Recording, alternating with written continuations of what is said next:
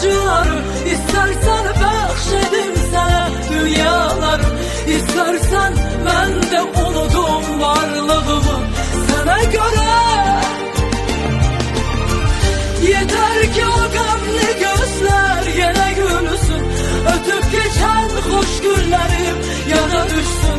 Mən də baxım qəm kədəri tez unudum sənə görə.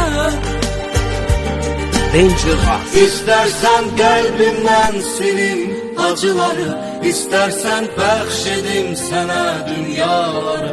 İstersen mən də unudum varlığımı sənə görə. 106.3 FM.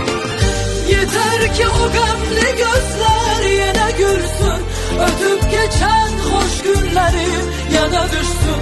Mən də baxım qəm kədəri